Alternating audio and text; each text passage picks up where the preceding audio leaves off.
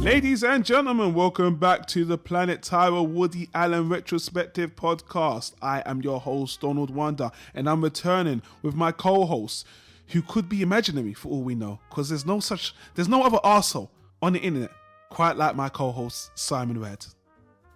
Oh, you thought you were crazy for a second, right? Yeah. Hey, everybody. Welcome back. Well, they're not going to know because I'm going to edit that. Your silence out. See, this is how you fuck yourself over. You keep editing stuff and you delete the evidence. Nah, it's always funny when I leave it in. You're right, Simon. I'll leave that in. Guys, if you missed our previous video, last time we spoke about the Woody Allen, well, let's call it isolated drama, September. If you're on YouTube right now, you can click on the top right-hand corner of the screen and go back to that discussion. Guys, this is a podcast. If you're watching on YouTube, you can also find us on iTunes, Android, Stitcher Radio. You can go to Google and put in the hashtag Woody Allen Retro to find all our recordings. And I've said this a few times, we've actually got a website dedicated to the Woody Allen recordings, specifically called woodyallenretro.com. It's under construction right now, but when it's all up and done, it should be pretty decent. Nothing special, but it should serve the purpose of just getting our Woody recordings out there for you guys who don't like the other stuff we do on Planet Tyro. But anyway, guys, as always, these discussions we have on the Woody Allen recordings reviews are spoiler discussions. We get into the nitty gritty. We bitch, we moan, we praise the things we like. And if you want to know the in-jokes, if you want to know what we're talking about in detail, watch the movie beforehand. Because, guys, we don't work for Rotten Tomatoes or IMDb. We're just two regular blokes calling it as we see it, giving you that honest retrospective that no one else has the balls to do online for Woody Allen. Plus, why would you work for those websites? They pay like shit. Of course, and YouTube guys can review and get paid money for millions, even though that's not exactly what we're getting. But anyway, I digress. We're moving on, and Simon, hopefully you've got the details up because you're going to usher us in, as you usually do, on the next movie in the retrospective. No, we don't need much for this. I mean, a movie's called Another Woman, ironic title. We're in 1988, so a year later. This is his follow-up to his dramatic phase, I would say. We went through an experimental phase, then a nostalgia phase. I would call this the dramatic phase of the 80s for Woody Allen.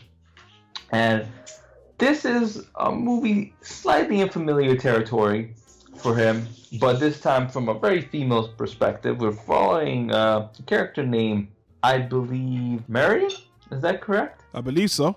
Marion Post, played by Jenna Rollins, who is going through a very typical Woody Allen main character crisis. She's a successful author who is resented by her immediate family, a little bit by her success. And for this book she's writing, she goes to a retreat. She rents an apartment and she completely focuses on the book. And of course, she starts reflecting on age, life and death, and her past endeavors, relationships, and the decisions she made. The twist here is, which is in the title, that you would think for Another Woman that it's directly about an affair. But in this case, Another Woman refers to potentially the woman in the other room. Because the gimmick here is that the apartment has a ventilation system through which you can hear the discussion in the neighboring apartment, which is a psychiatrist's office. So basically, Marion can hear all the discussions the patients are having. And at first it's the man confessing about his problems. But then we switch to this other character called Hope, played by Mia Farrow. First we only hear her voice, who is a woman in deep pain, confessing a lot of anxiety, a lot of emotional trauma she's going through. And this resonates with Marion on a level where she almost feels like this woman's voice is echoing her own soul, and basically sends her on this trip of reminiscing and kind of rethinking all her life decisions that led her up to this point. That's exactly right, Simon. And for this review that I've been looking forward to getting to for a long time, I'm going to give us a little drum roll. Do you know why, Simon? Is this one of your favorite Woody Allen movies? this isn't one of my favorite Woody Allen movies. This is my favorite Woody Allen movie of all of his movies. What? Yes, a very big surprise. And I'm not just being a hipster. On our original first recording, the introduction, I actually said that my favorite Woody Allen movie is one of the lesser known dramas he did that doesn't really get a lot of love. And boy, am I going to surprise a lot of people with this one. Because honestly, this is Woody Allen's drama phase, like you said. And this is a movie that didn't really do well critically at all. But there's reasons why this is my favorite. There's one reason in particular. And when I explain, I think you understand it a bit more. But before I go into it, because this review is going to be a little bit longer, just so I can explain myself, I want to talk about a little bit of the nitty gritty, because even though it's my favorite Woody Allen movie, and I'll explain why, I want to be fair and unbiased. So I'm going to actually talk about some of the negative things about the movie first. You go ahead. Yeah, I already said that critically it's one of his most unappreciated work. From the other movie, September, Woody Allen was at a point of his career where he wanted to be considered as more as a dramatic actor. He had actually been through his funny phase, and he was really getting into dramas. And obviously the inspiration from Bergman is very strong, especially in this movie, which this movie actually is inspired by one of Bergman's movies called, I believe it's called, is it Wild Strawberries? Or I know I've got, it's something Strawberries. I'm going to put a link on the screen because we might talk about that movie in future. Depressing Strawberries? Strawberries and Death? Something like that. And at this time in Woody Allen's life, he was actually having his first child. Mia Farrow's character is pregnant, and she's pregnant with Woody Allen's first child, first natural child. I think they adopted kids as well. So that doesn't surprise me, because I thought Mia Farrow could have been a candidate to play the main character. She was meant to play the main character, and she couldn't because of the pregnancy. So exactly. So she got, her character is made pregnant in the movie. I'm sure you will get into her character being a mystery within the film as well. I guess it made sense to sneak her into the film like that, and she gives a good performance. But I always suspected that she was a runner-up for the main role, but she got pregnant in real life. There you go. Not even a runner-up. The role was written for her. And actually, another favourite of Woody Allen for the last couple of movies, Diane Weiss, was meant to be in the movie as well. So those two have been like Woody's favourites for the last couple of movies. She was sick, so I don't know, man. And they couldn't get, so Woody Allen casted Marion. I know you mentioned her name, and I'm so bad. My favourite movie, I can't remember the main actress. Jenna Rollins. Thank you, Jenna Rollins. And man, you know what, Simon? I want you to go first and tell me what you think about the movie before I go on, because like I said, I want this to be a bit fair. And I didn't tell you beforehand this was my favorite Woody Allen movie because I didn't really want to raise your hopes up or made you think anything. So I kind of want to hear what you think of the movie and how you think of it first before I speak about it personally. I think you have a bad memory, because that's exactly what you told me. You said I didn't want to get your hopes up, but this is my favorite movie. No, I said this is one of my favorites. I didn't tell you it was my favorite last week. Oh, okay. So that was supposed to leave me in suspense. Okay, never mind. All right. I'll start with an overview of your opinion. Sure. Yeah. I'm trying to collect my thoughts on the different aspects. So one refreshing bit of the film is that we're back to present time, which is the 80s. So once again, we see a glimpse of Woody Allen's 80s. New York is back, and it's darker, it's grittier, it's dirtier than we've seen it before. Similar to what he did in Hannah and Her Sisters, but at least there was a subplot about the architecture and the beauty of the city and how it's fading away. Mm-hmm. Here, the brief pieces of the city we see are all gritty. Again, nostalgia is a big element of it. The main character, Mary, and she spends most of the movie remembering things. So that pretty much sits very well where Woody Allen is in his life at that point. Watching the film, I started remembering, wow, is this the same guy who did all those comedies? When we were watching his early films, I couldn't picture the guy not making a joke. You know, I thought this guy's just naturally funny. And I hope he continues this further down the line. And I just happened to miss most of his stuff from, later decades. Looking at his last couple of films, they're so nostalgic and so reminiscent of a better time in the past. I'm like, this guy is the most bitter person on the planet, And this movie's very bitter as well. Gene Hackman, who plays basically a long-lost flame, one of the more complex plot lines from Lex the Luthor, flashbacks. Yeah, the original Lex Luthor, yeah. He was a treat, especially since Gene Hackman is known for being a very firm, strong actor, and because of that, most of his classic films that he's remembered for, he always plays an asshole. Yeah. So here, playing a more romantic character who's still firm and very powerful on screen, but also a nicer guy with a more sensitive and emotional side to him, it was a real treat. And they had great chemistry with Gina Rowland, so that was great. But to sum it all up, even though the movie's very clever with her flashbacks and the way it transitions between, is this a memory? Is this a dream sequence? What's real? What's not? Is she imagining the whole thing? Is she imagining the whole thing in the apartment? Is even the psychiatrist's office and Mia Farrow's character real? But then the movie gives you enough input and new information to think, okay, this could be all real, or this could be all in her head. It's kind of left for the audience. All that stuff is very clever. But Woody Allen has done these elements of storytelling so much in the past. And coming off of September, which I enjoyed. I didn't think it was one of his strongest, but I enjoyed the movie. It was just a little bit too much, you know? I felt like it's a little bit heavy-handed on, you know, depressing flashbacks and kind of regretting life decisions and the finality of life, you know? And I didn't really feel like I got that much out of the movie.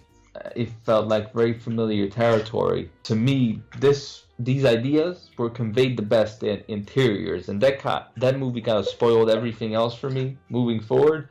Like, to me, that is still his best version of this. While this is very different with the way it's crafted and more complex with the multiple timelines, I just felt it's a little bit heavy.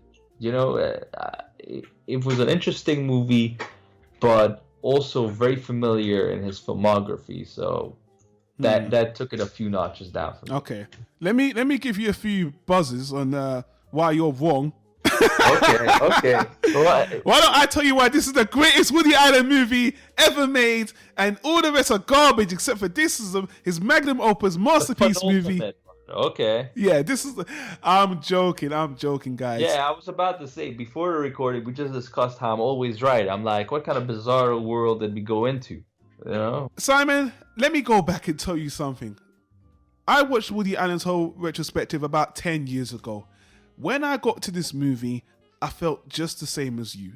By this point, I had seen September and I wasn't really into his dramas. And we're watching a movie here about a 50-year-old woman who's very kind of well off. She's married. Her life seems very good in this movie. A woman who's Woody Allen, basically, right? Because at this point, he was getting to that age. He's a writer, and he's very particular on how he approaches a new writing project. So I kind of felt like, you know, the character is a vessel for him. Funny you should say that. Woody Allen has gone on record to say he pulled everything about being 50 from his own personal experience into this character. This character personifies everything he was feeling at the time into this character. So he really put himself into this character. And I could make this very simple. I'm not going to go on a long tangent about how much I love the movie. The reason why this movie resonated with me so well is because sometimes you can watch a movie, especially a drama or something you don't expect, where you feel like you're just watching a movie. And sometimes you can watch a movie where you feel like you're actually watching a person. And the thing of the way Woody Allen directed this movie against Interiors and Hannah and Her Sisters, where again you've got the Bergman inspiration and the deeper suppression, this movie for me cuts a lot of that shit. It doesn't feel highfalutin. The angle of the character hearing someone else's problems, well, actually therapy is a big theme through so much of Woody Allen's movies. He always talking about seeing the analyst. In some of his best movies, Annie Hall, so he talks about therapy in a way to, you know, just dissect yourself and understand yourself. And again, he uses that in this movie. But it's a pretty interesting gag. So the first time I watched the movie, I thought, oh, this is interesting. It's just an interesting idea.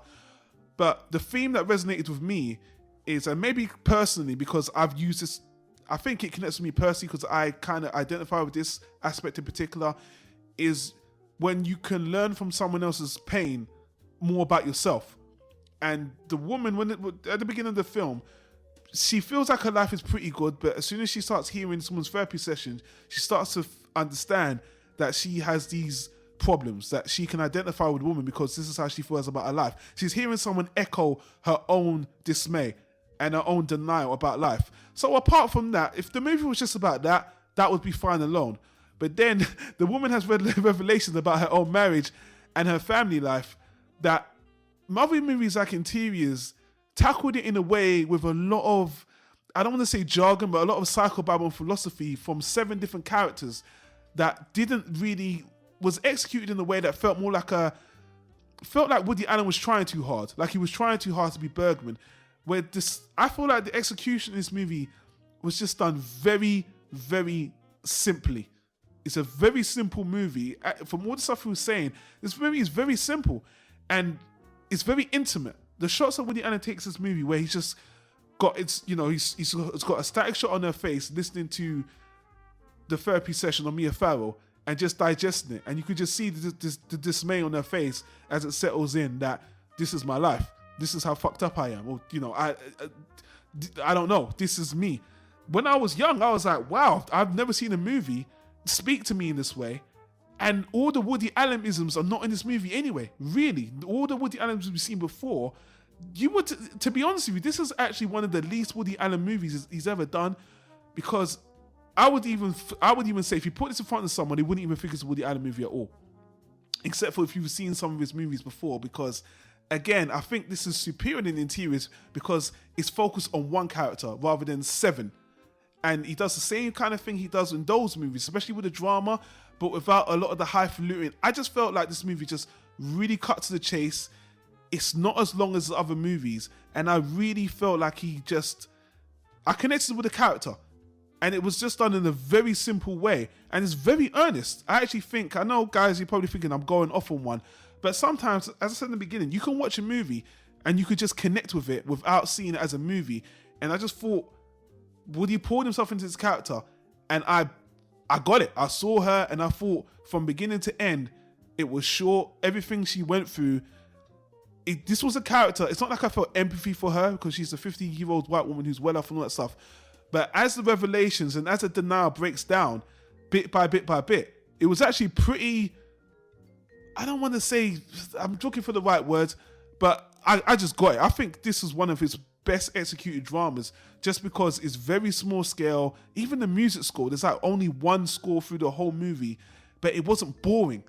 And even when I was young, I just got it. I was like, wow, man, I really thought it did the whole package right, and it didn't feel like a Woody Allen movie. It just actually made me connect with the character like no other movie's done before. This is the one that actually just was like, his writing is fantastic, and I actually got it. And I think everyone has that kind of movie that it just works. You don't know why. It shouldn't, because again, the age difference. She's a female, she's 50, she's rich, all these things. It shouldn't work for me. But for some reason, this is the movie that completely won me over. Yeah, not Manhattan, not Annie Hall. This movie, for some reason, just completely won me over. Well, I know one thing you have common with the main character. And what's that, Simon? You're about to get a joke here, so let me get my sound effects. Go ahead. You're a bitch.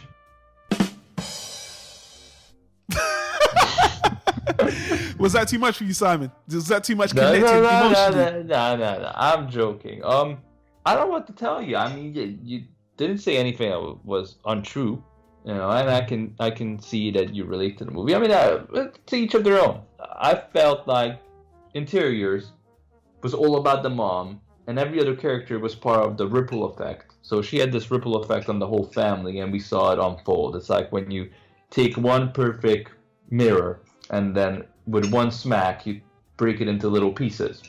I can see why this movie resonates better with you, or, you know, you feel more connected to it. And I can't really find the fault with it. The acting's great. Like I said, Gene Hackman was a nice little surprise. Everybody else is on point.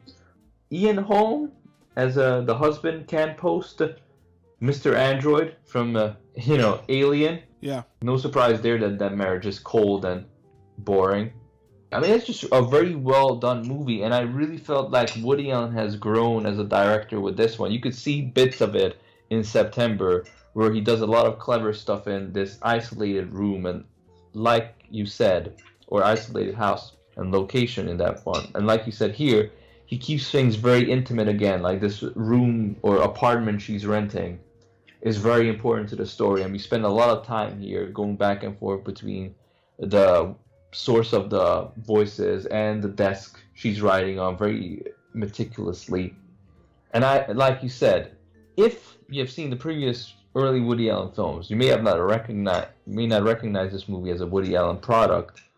But if you have seen his dramas and you've seen some of the movies he's going to do in the future, you can clearly see a signature on this one, I think. I think this is the movie where he really has grown as a filmmaker and has learned how to execute more sophisticated ideas in contrast to something like Stardust Memories. I mean, I was on the watch because there's a lot of dinner sequences in this movie. I was on the watch for some rabbits. Like, oh my God, is anybody gonna eat rabbit in this one? Is this all a dream again? But no rabbits. So I think it's a smaller scale movie, but because of that, it's executed better with some really great performances. Oh, don't worry, Simon. I really wanted to blindside you with this review. You see, usually we just bounce off each other, but this time I wanted you to have your say and me have my say because, again, I really come off as a hipster, even in that Woody Allen community, for liking this movie.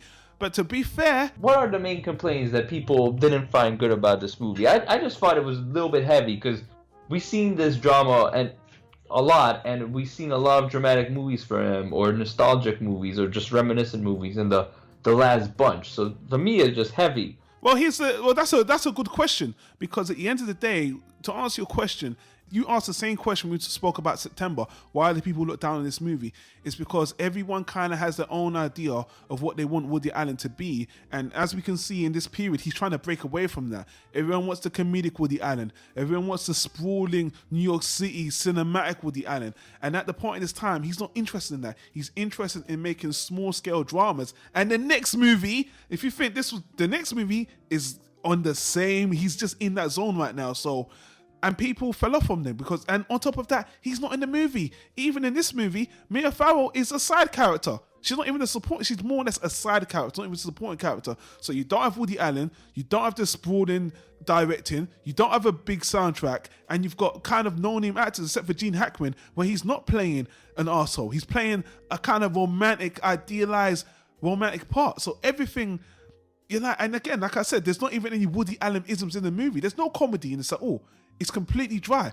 So I just think it's obvious why this movie. And if jump into the IMDb scores, again, it's another one that was in the 6s and the 7s. Only now, and I went to IMDb and Rotten Tomatoes to read the reviews. This movie is very well celebrated right now. In fact, to my utter surprise, it just got released on Blu-ray. Wow, okay. And I honestly think, I will say this, guys, even though it's my favorite movie, it's kind of an acquired taste. It's a drama. Even you said it's very heavy. But I will say this, like I said, when I was younger, when I was 25 and I watched this movie the first time, I was like, wow, and why do I love this movie? Why do I love this movie? Watching it again now, just a couple of days ago, I said because it's executed very sleekly. It doesn't beat you over the head with all these mumbo-jumbo philosophical words. It's a woman that just basically is completely under the illusion of her, she's under denial of her own marriage, of her relationship with her family, and it's just very simple in that respect. The downside, because I have to criticize the movie, is that again, the directing is nothing special, even though we're shot in this house. Like September, you don't see Manhattan, New York in any spectacular way. It's very dry. There's no soundtrack for the movie. There's only one particular song, which hold on. The name of the song, he actually plays a very classical song. It's Eric Satie's Gemina P #1. It's a very, very popular classical song. That's the only thing he uses, and slight renditions of that. Doesn't do much with the directing. There's one scene where... Yeah, but I would say the subtlety and elegance adds a lot to the movie. So I think as a director, he's shown growth. But I know what you mean. Like, it's not an event movie. There's not a whole lot. It's not very eventful. Like, everything's very internal. So all the big plot points are handled very subtly. Exactly. And it all rotates about the one character. And for the record, I'm sorry, but I'm so glad Mia Farrow was not the main character of this movie, because Diane Keaton had a great run and I could watch her forever. Mia Farrow doesn't have that same magic for me. And seeing her in this role, I think this would not even be close to my favorite movie, because we complained about her playing these depressing roles before, and I'd seen enough. The last movie, September, she hit her peak on depression. If she was in this movie as well, it would have been overkill. Yes, Well, on the big screen, not in real life, but yeah. Yeah, this would have been overkill seeing her in another depressing movie. So I'm glad that she was on the break. And actually, Woody Allen starts to take a back seat in the movies just because he's a father. So he doesn't, even though he's actually in the next movie, ironically, but he's actually started to take a bit of a break in his directing film retrospective. But anyway, I went on and on about this movie. I think we've done enough. All I will say, this is my favorite movie. People have always criticized me, especially the Woody Allen fans I spoke to, but there's actually a bigger fan base for this, especially when I saw this on Blu-ray, which makes me feel a little bit more justified. But one thing that this movie definitely cemented for me is Woody Allen is a fantastic writer for women. He was great with Diane Keaton. He's good with Mia Farrow. He's good with Diane Weiss or West, however you pronounce it. And with this character, my favorite character, and the one that actually he puts himself into the most, I think. And I'll put a link in the description. This movie is a bit of a dramatic masterpiece. And I think this is far superior than Interiors. Just because Interiors, to me... Now you're just talking shit. Interiors, to me, feels... That was Woody's first time at trying to copy Ingmar Bergman. Where this movie actually feels like his own thing. This one feels like his own... Doesn't feel like a Bergman clone. And it's hard... Actually, it's kind of funny for me to say it when I haven't seen a lot of Bergman. I think I've seen one Bergman movie. But I actually feel like this is his own thing. He actually got the tone right. With Interiors, it feels like he was trying a bit too hard. It feels like he came on a little bit too thick, and that was always my complaint about Interiors. It feels a little bit one note. The drama here, although as you said is thick, it doesn't feel as heavy-ish. Maybe it's because it isn't 7 characters all dumping on you, whereas this one is just kind of one. Yeah, it's one, but they're dumping 50 years worth of drama, though. It doesn't come with that heavy. Even her drama isn't someone being killed or some. Her actual drama is just she's made some mistakes. She has a lot of regret. It's not about death. It's not about rape. So me and you disagree on that. But again, hey man, I was waiting for us to talk about this one for the longest time, and it is it's a favorite for a lot of Woody Allen fans. But the general audience, this is not even known to anyone. So, guys. Yeah, man. Talk about missing out on a good one, you know? Yeah, we'll see. And Simon, I appreciate you keeping an open mind. And listeners, this movie isn't for everyone. It's my personal favorite. But if you've watched the movie, I really want to know. Because, again, this is a very ignored movie in its retrospective. And I do feel like females and older people might enjoy this more than the typical average male. But, again, I hate to generalize. But, you know, that's how I see it. But I'm glad you enjoyed it somewhat, Simon, anyway. Yeah, I think, here's the thing. With a lot of Woody Allen dramas, if you see it on their own, but taking a break from Woody Allen, and you just come into the movie, I think you enjoy it more. I think watching them back to back might not be the best way to do it, because ironically, exactly what we're doing. So you gotta keep that in mind. You know, you gotta fight against that actively when you're going and viewing these films. At least just for now. He's gonna switch it up soon. Some movies that I have already seen are coming up, and I do think I've gotten to the point seeing all these films from him that I appreciate Woody Allen as a dramatic director more. You know, like it's hard when you watch all his early films in succession to kind of not prefer those because they just put you in a good mood and they're easy to watch. But after a while, you're like, I want to see this guy do more dramas. I appreciate his writing style, his direction. And for the 80s, these are very unique movies. They don't look and feel like 80s films. If you think about 80s cinema, they basically tell you to drink beer, buy a gun, and don't feel sorry for black people. That is every 80s movie in a nutshell. It's like, you know, just feel good. Top Gun is a feel-good movie. All the action hero movies, no consequence, just kill everything, shoot the Russians, you know. Yeah. And these movies are very subtle, very introspective. You can say that, oh yeah, that's most dramas. But for Woody Allen, going down this path and really creating a unique signature and unique style for himself is very admirable. It is. And that makes the movie more special. It does. And, I should say this, I really love the way the movie ended as well. It ended a very nice, you know, but I don't want to, even though when to spoil it, I'm not going to spoil it. But anyway, we've gone on about the movie enough. If you want to know more about this movie in particular, even though admittedly it's one of the lesser known spoken of ones, check out the Woody Allen Pages Watcher's Guide. I'll put a link in the description on there. It's a really good read. The book in general, the man who wrote the book, who's currently writing more volumes, has done a very good job. I always want to give props to him. And that's it. The next one, actually, and I'll even say this now, the next Woody Allen movie is what a lot of people consider to be Woody Allen's 4th greatest movie. So I'm putting it out there right now because we're going to, and it is one of my favorites as well. But again, we're rewatching it. Going to be interesting to see how we think of it in 2017. So Simon, on that note, I want to thank you again for joining me on this one. That's fine. Are you going to copyright the word sleekly? Is that a new thing now? Are you going to put that under copyright? Fuck you! Thank you guys for watching. Leave a comment in the comment section down below if you're on YouTube. Give us a thumbs up, subscribe to the channel. And until then, we will see you on the next recording. Have a good night.